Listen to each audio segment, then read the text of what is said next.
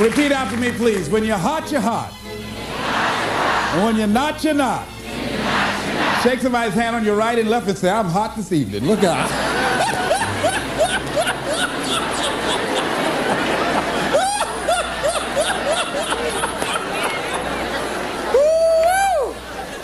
Let me tell you something. Y'all out there fanning like y'all about to get happy or something. Look at Oh, I'm so glad to see you. Now, let me tell you what this is symbolic. We set it up just this way. The reason that we are here this evening to talk about Joe versus the volcano. And so what I wanted you to do was to really experience this. Now, what is it when you're near a volcano that's boiling over and about to explode? What is it that you feel that lets you know you are in the area of a volcano? What is it you feel? Heat. Oh, I know. You feel heat, right?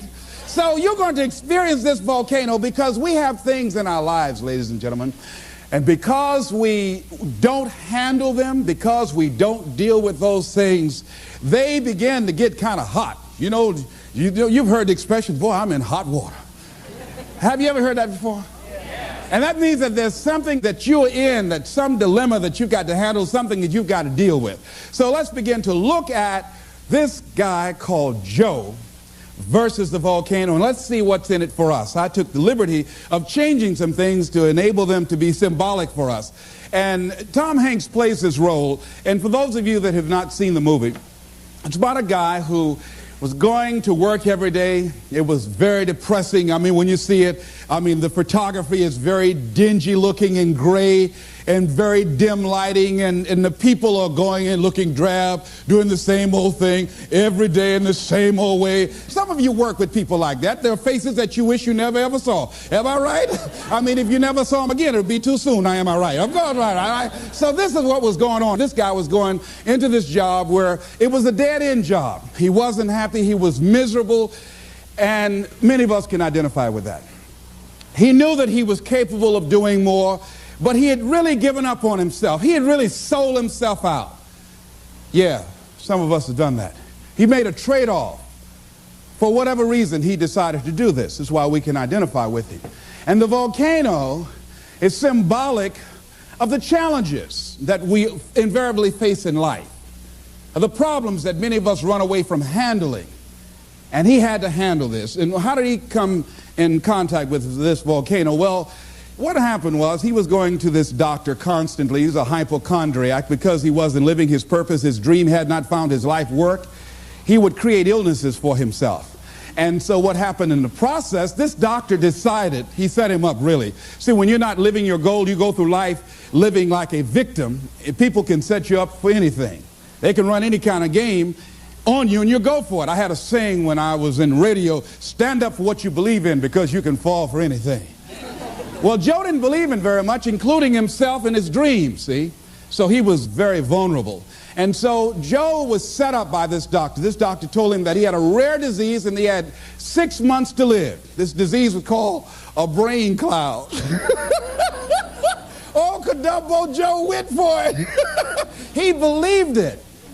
But you know something? It changed his life. It changed his life. And so he was told, look here, you don't have long to live anyhow. The guy said, why don't you do this? I'm going to give you all my credit cards, and this way you can live like a king, and there's something I want you to do. There was a catch. There's a volcano on an island that's about to erupt. And unless somebody jumps in that volcano, sacrifice their life, these people on this island will perish. Well, your life isn't worth much if you don't have that long anyhow. So why don't you take my credit cards, all my American Express, MasterCharge, take all of them, go live like a king and die like a man. And Joe said, okay. What did he have to lose? He was going to die anyhow. And his life didn't have any meaning and value to him as it was. So this was no big sacrifice on Joe's behalf. Now that says something about us, people, human beings. That when you have not structured your life so that it can have some meaning and value for you, that you'll be willing to throw your life away into anything. See, the volcano could be alcohol. It could be drugs. It could be a job that does not meet who you are. That you go through life, you're doing it so long, you're operating in this and you're acting out that role of mediocrity for so long, you think it's you. It could be a relationship that's no longer giving you what you want and creating dis-ease in your body. It could be any kind of circumstance, like in his work environment. It was toxic. It wasn't good for him. But he didn't have the guts to do anything about it, to act on it. So therefore, it was making him miserable. And as a result, he couldn't see the beauty of life. In fact, in the movie, see, they had in the concrete, there was a daisy growing up through the concrete. But people were so caught up in the depression and the gloominess of life, they couldn't even see the daisy when somebody just stepped on it one day. They couldn't see the beauty in life. See, that's what can happen to you in life, that you can get so caught up in the misery of it and the pain and the sickness and the depression and playing a victim and blaming everybody and everything rather than taking responsibility. It will blind you from seeing the stuff out there that's really beautiful. That's what Henry David Thoreau meant when he said that most people go through life in quiet desperation. They're miserable. I have friends been married for years, live in 2 different rooms. Why would you live like that? I mean, miserable. Don't even talk to each other. Grumble. I think that was supposed to mean good morning. Miserable. Just making each other miserable. Why live like that? People go to work like that. I said, why even sure? I used to work with a guy like that. You couldn't say good morning to him before 9 o'clock. He'd look around and say, does he know me? Anybody know me? No, you don't talk to me before 9 o'clock. I don't play that, all right? I mean, there are people like, how many ever work with people that are just grumps? Raise your hand. Just miserable. Why show up? Come in complaining every day. The best day on the job is when they're absent. Am I right? So this is where Joe was. So this doctor told Joe, hey man, you're going to die with this brain cloud. And you know something? All of Joe's other illnesses left. Joe decided to live. Joe decided to live his life. Now that is interesting. A psychiatrist did a study and he was talking about how his patients reacted when they got information that they were going to die immediately.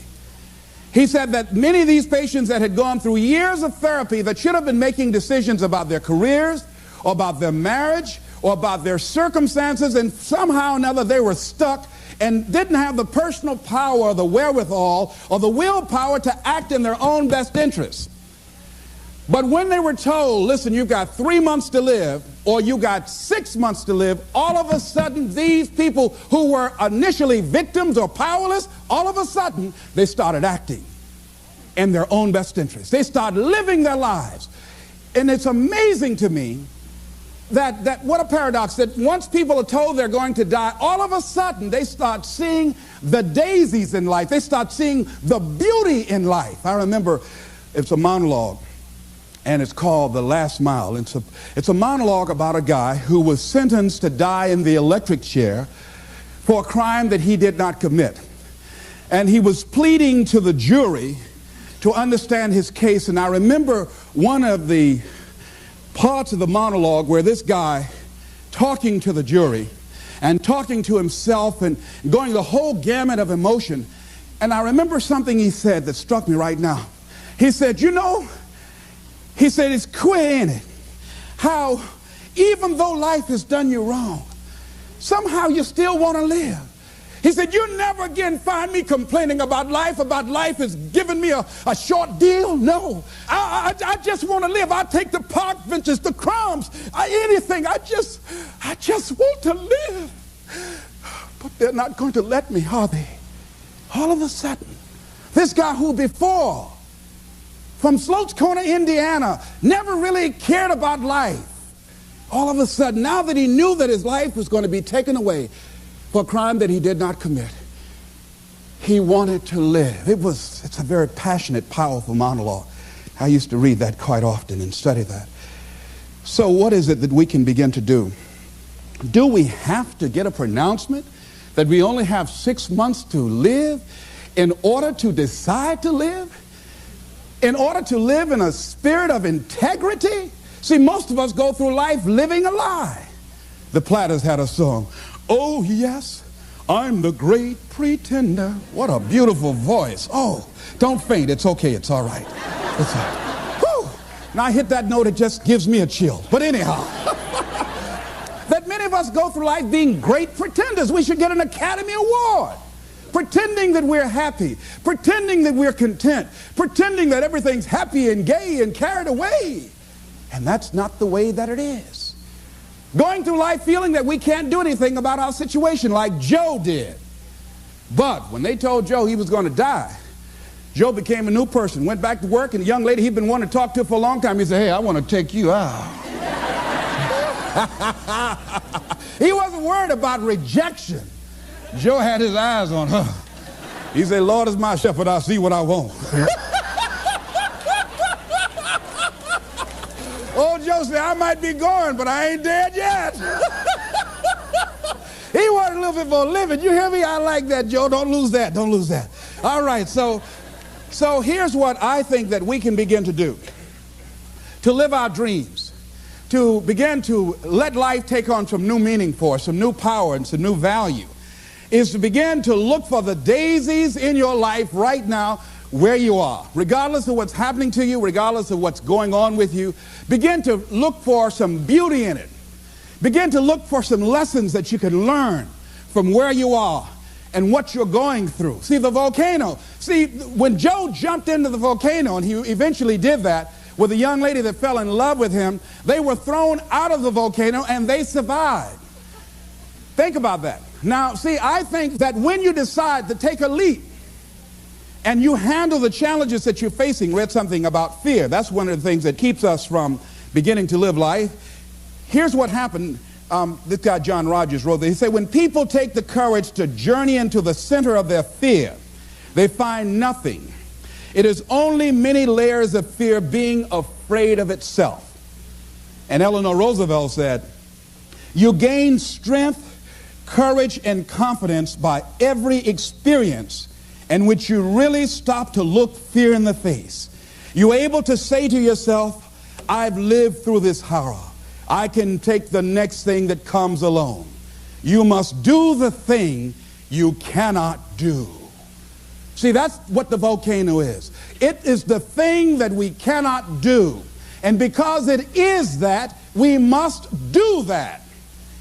Once fear is acted upon, the death of fear is certain. So what volcano you have in your life? Let me ask you some questions here. If you had 6 months to live, what would you do differently with your life? What would you do differently? Would you have the same job?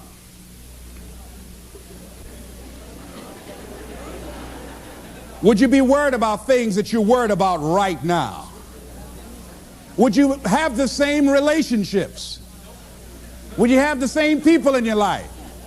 I was sitting on the House of the Ohio legislative floor. I'd just been elected for the 3rd time as the chairman of the Human Resource Committee, powerful, prestigious position, and I was reading a book on how to manage your time in your life, and it talked about what are your long-range goals 2 to 3 years from now, what are your short-range goals, 6 months goals, and then it said, if you had 3 months to live, what would you spend your time doing? So I wrote down I would spend my time, one thing, I would resign from the legislature, I would go and back to Miami, and I would buy my mother a home, something I'd promised myself that I was going to do, and I had continued to procrastinate and put all kind of reasons why I couldn't do it. And, you know, I wanted to make sure that she was financially secure, my children would be financially secure. And I would do lectures, and I would go around talking to people and working with kids. That's what I said I would do. Then it turned to the next page, and it said, for all you know, you don't have 3 months to live. You might die today. So whatever you wrote on the last page, you want to spend as much of your time doing that today.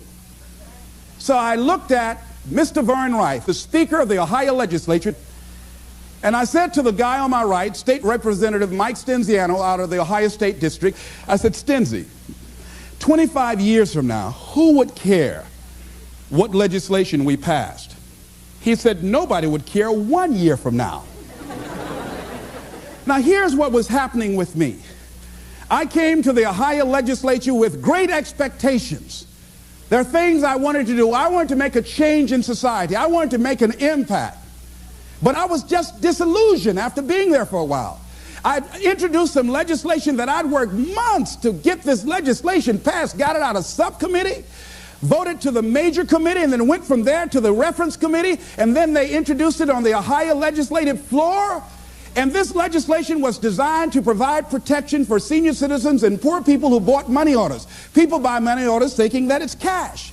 But what they did not know, that there's no bond or insurance security in the event that the money order company files bankruptcy. And so this company filed bankruptcy and just left a lot of people just holding worthless paper.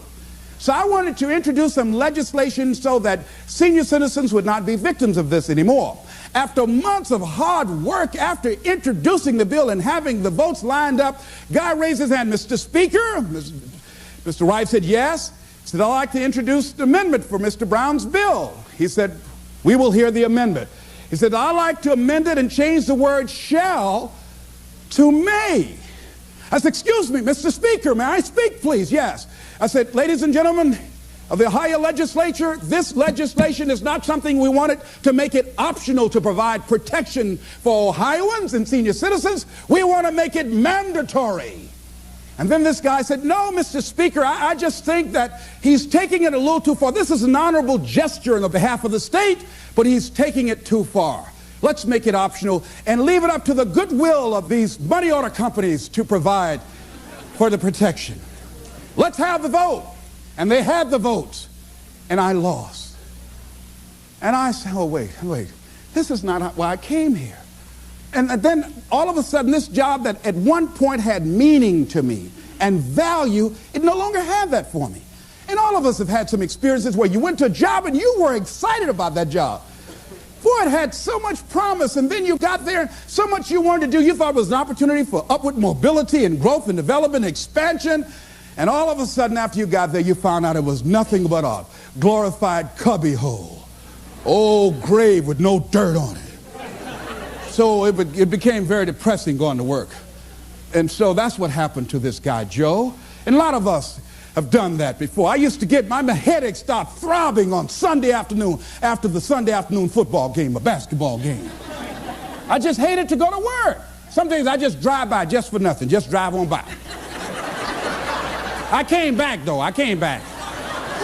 Because I had bills. I came back, you know. Many of us stay in relationships like that. I had a friend talking to. She said she was so miserable in her marriage that one day she went home. I said, when did you get your divorce number? She said, she said, I went home, put the key in the door, and she said, I couldn't go in. She said, I was so depressed, had so much pain in my body. She said, I couldn't just walk in. She said, I dropped to my knees. She said, I had to crawl in. I had to crawl in the house because I just couldn't. She said, I knew then I had to get a divorce. So that what happened to Joe. And Joe decided to act on that. So what can we do? Well, here's what we can do. Wherever you are, decide that you're going to focus your time. I lost my job in broadcasting, and it was a major blow to me because broadcasting was all that I had. That's all that I knew. I'd been doing that for like 15 or 20 years, and that was my specialty. But because I was so controversial and couldn't keep my mouth closed, I lost my job. You know, and so it was a depressing time for me, and I could not find a job immediately. No one would hire me locally, and because I was good, and I would send off my audition tapes to other radio stations, program directors would hear it, and they wouldn't bring me in. I was a seasoned veteran. So you have that experience. If you're real good, many people will perceive you as a threat, and they won't hire you because they want somebody that they can control, and they don't want anybody in there that's going to outshine them. See, sometimes being good can be a liability to you. Am I right? Sometimes women have to scale down their ambitions and drive and what they can do in deference to men's egos. So what I did was, in the meantime, in the between time, I started focusing on my flowers. I got into flowers. See, they say when I was a kid that an idle mind is the devil's workshop. You know, that's true. See, if you don't have anything on your mind, you know your mind can play all kinds of tricks on you, you know. See, when I wasn't busy, sometimes I wanted to call Bert Childs. I said, Bert, can I get my job back? My mind was saying, well, if all you had to do just keep your mouth shut, now you unemployed. Running your mouth, walk, walk, walk, walk, walk, walk, walk, walk. Why didn't you just shut up? They told you to shut up. Man told you you're going to get fired. No, you had to keep on talking. Oh, ego, ego, ego, ego. Now you're unemployed. Won't nobody hire you because your mouth too big, mouth too big. Stop beating myself up. Why didn't I shut up? Boy, you're right, you're right. You know the voice. You ever talk to yourself? Raise your hand. You know what I'm talking about? You ever talk to yourself? So I just kept busy. I started working on flowers. I got it really into flowers.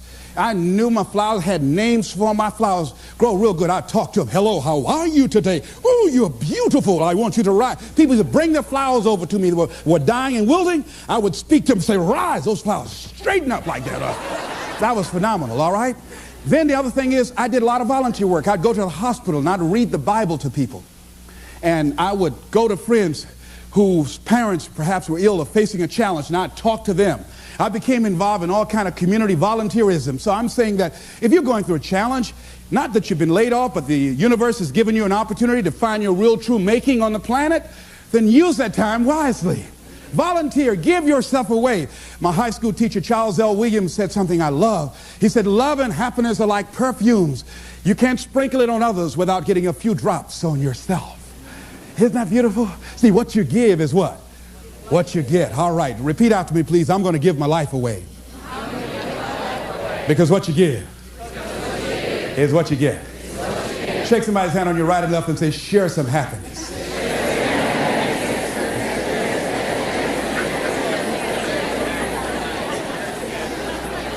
Now, here's something else. Fear of change. See, the reason that I think that Joe stayed there as long as he did, Joe feared change. Most people fear change. A lot of people stay in jobs where they're miserable or stay in relationships where they're miserable. Sometimes in order to begin to see the daisies in life, you've got to be willing to change cities, change friends, change relationships, change jobs. See, after a while you get bored doing the same old thing in the same old way, day in and day out. Human beings were designed to achieve. And when you're not on a path of developing your greatness and growing and being more productive and being more effective, then your life literally becomes depressing, just like Joe. So Joe was resisting change. And as a result of resisting change, Joe made some trade-offs. See, this psychiatrist talked about the fact that these people who had been on his couch for months and years not being able to make decisions about things, but when they found out that they were dying, they got up and started making all kinds of decisions. They decided no longer to sell out. And you know what happened to me when I lost my job? You know what I think it was, what life said to me more or less? Les Brown, you know you can do more than what you're now doing. Les Brown, you have sold out. Les Brown, go home. Go in your drawer, pull out your check stubs, and see how much you've sold your soul for. See, one of the things that got me about the movie is what Joe said to his boss after the doctor told him he was going to die. He went back to work and he confronted him. He said, because I was afraid, too afraid to live my life, I sold it to you for $300 a week. I sold my soul for $300 a week. When I look at Joe, ladies and gentlemen, I know that I'd sold out on myself at different points in my life. That when you go home and you look at, if your life is not what you want it to be, if you're not living the way that you want to live, if you're not experiencing what you want to experience, if it's not giving you what you want, you've got to ask yourself, what have I sold my soul for? Remember that song? 16 tongue. And what do you get? Another day older and deeper in debt. Saying, Peter, don't you call me, 'cause I can't go. I owe my soul to the company store. Oh, no, this is not Luther Vandross tonight. No. Last time I sung, Luther called my hotel and made a bomb threat. No. That song is depressing, ladies and gentlemen. That many of us have sold our souls for a home in the suburbs or a brand new car or 3 meals a day and a roof over our heads. Or because we want to be popular with our friends. See, when you decide to make a change, it's challenging. That there's going to be some resistance. Everybody is not going to agree with that. There's a price to pay. Am I right? See, when I had to think about getting a divorce, it was time for me to grow. And sometimes you stay in a situation too long. Many times you say, well, I need to do it for the kids. Well, see, staying there too long can be harmful to the kids. I had a friend of mine who finally got a divorce after agonizing it. She said, I stayed there as long as I did for the kids. She said, but if I had it to do over again, I would have left sooner because it wasn't healthy for them. And it wasn't healthy for me. Many of us stay in jobs where it's no longer good for us to be there.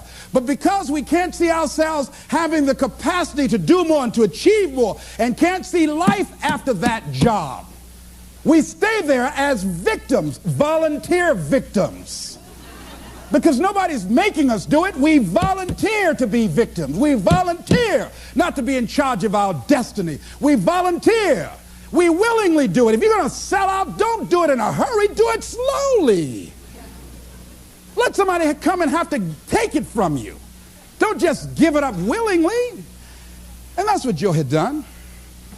Thinking about a guy who he had everything going for him. Went to Harvard, became a lawyer, joined a large prestigious law firm, married the perfect wife, had children, and guess what? He was going through the motions day in and day out, but it wasn't giving him what he wanted out of life. He was going through an act. He was acting out a role. And one day, he couldn't get out of bed. He was just there in bed, couldn't get up, paralyzed. They got the doctors. They looked at him, examined him from head to toe, and said, there's nothing physically wrong with him. Get up, John. Come on, get up. He couldn't get up. He stayed like that for months, had to take therapy. See, because there was dis-ease, there was conflict in his body. Many times when life calling on us to change and to grow and to expand, we said, no, I don't want to hear that. No, we resist that. So we can go back to that lifestyle of mediocrity. We resist that change, that growth. We go back so we can go back to sleep. Winston Churchill said that truth is incontrovertible. Malice may attack it, ignorance may deride it, but at the end, there it is. Carlyle said, truth crushed to earth shall rise again. And we know Scripture says, ye shall know the truth, and the truth shall set you free. But the truth that will set men free is the truth that men don't want to hear. See, we don't want to hear. You got to change. You got to take responsibility for your stuff. You got to clean your act up. You are not your act. You need to get your life together. We don't want to hear that. We want to talk about the circumstances. We want to talk about how bad things are, why we can't do it.